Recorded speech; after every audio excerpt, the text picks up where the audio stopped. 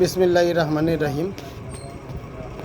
প্রিয় বন্ধুগণ, এই ভিডিওটি বিশ্ববিখ্যাত চিকিৎসা বিজ্ঞানীর ভারতের ডক্টর রবীন বর্মন স্যারকে দেখাইয়া স্যারের পরামর্শ নেওয়ার জন্য উপস্থাপন করলাম। তো বন্ধুগণ, ভাবতে অবাক লাগে, সামান্য রোগ, ঠান্ডা পানি খাওয়ার পরে গলার মাঝে ইনফ্লামেশন হয়েছে। এই সমস্যার জন্য চিকিৎসা করেছেন এলোপ্যাথিতে অনেক বড় মাপর ডাক্তাররা, ঠিক আছে, কমে বাড়ে। যাই দুঃখ নাই, এলোপ্যাথিতে তো বেতনাশক ওষুধ দিছে, কমবে বাড়বে, তাতে খুবই স্বাভাবিক। কিন্তু বিশ্ববিখ্যাত চিকিৎসা বিজ্ঞানী হেনিম্যানের হোমিওপ্যাথি নিয়ে যারা চর্চা করছেন, তাদেরও অনেক বড় বড় ডাক্তাররা ওষুধ খাওয়াইছে, ঠিক আছে, খাওয়াইছে। আচ্ছা, কিন্তু কোনো রেজাল্ট আসে নাই, কোনো রেজাল্ট আসে নাই। হোমিওপ্যাথি কলঙ্কিত।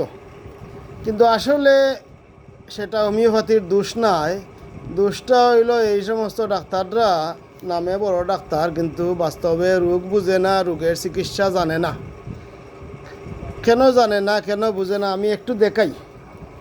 এই দেখেন, এই যে অ্যাবাউট 25 ইয়ার্স, বয়স 25 বছর।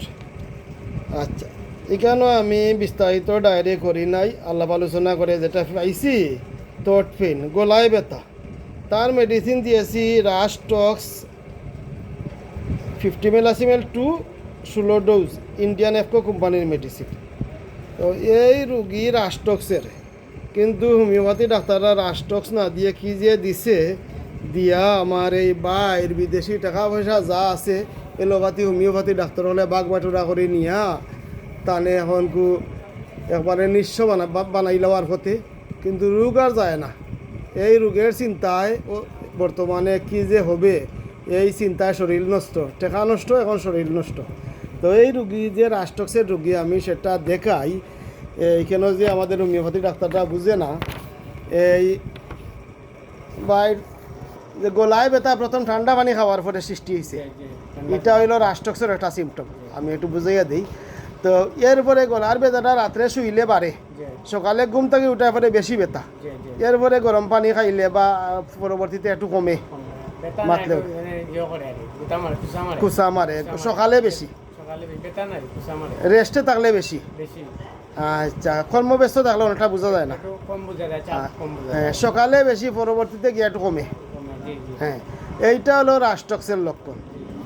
আচ্ছা, এরপরে গায়ে ব্যথা আছে, গায়ে ব্যথা, ঘুমাইয়া মাইগো মইগো করলে ভালো লাগে, এইটা রাস্টক্সের লক্ষণ। এবং সবচেয়ে মজার যে লক্ষণ যেটা, সেটা হলো জিব্বা। কত সুন্দর রাস্টক্সের লক্ষণ, একটু দেখে জিব্বাটা। আচ্ছা, এই দেখে রেড কালার, লাল টিকা টিকা জিব্বা, এটা হলো রাস্টক্সের জিব্বা। আচ্ছা, এছাড়া এই রোগটা এই জায়গার মাঝে, অন্য একজন হোমিওপ্যাথিক ডাক্তার বলছে এটা টনসিল একটু বাড়ি গেছে, হয়েছে না, টনসিল বাড়ছে। আচ্ছা, তখন এই ডাক্তার কি বুঝে না যে এই কেন টনসিল থাকে না, টনসিল এই কেন থাকে। আচ্ছা, তাহলে রাস্টক্স এখন একটু দেখাই। এই যে থ্রোট ইনফ্লামেশন,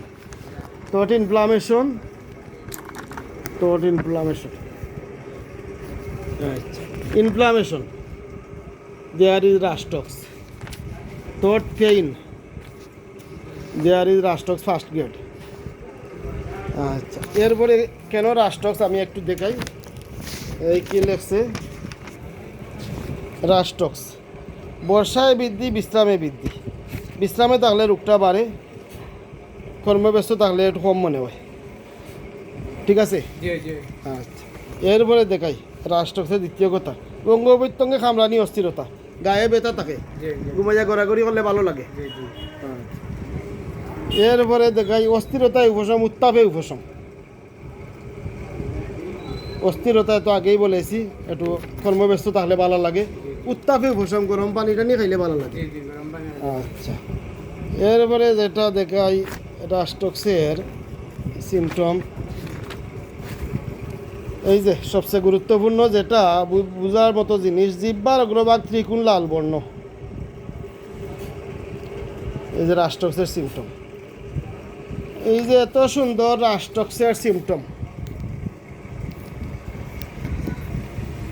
এত সুন্দর রাষ্ট্রক্সের সিমটম আসার পরে আমাদের হোমিওপ্যাথি ডাক্তাররা বুঝে না কি দেয়, দিয়ে রোগ কমে না, হোমিওপ্যাথির বদনাম, এরপরে রুগীর বিদেশি সারা টেকা নষ্ট, এখন টেনশন করতে করতে শরীর নষ্ট।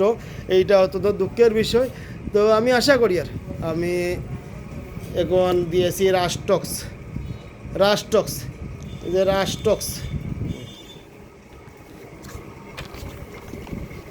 রাষ্ট্রক্স ইন্ডিয়ান এফকো মেডিসিন 50 মেলাসিমেল 2, রাষ্ট্রক্স 50 মেলাসিমেল 2 ইন্ডিয়ান এফকো মেডিসিন।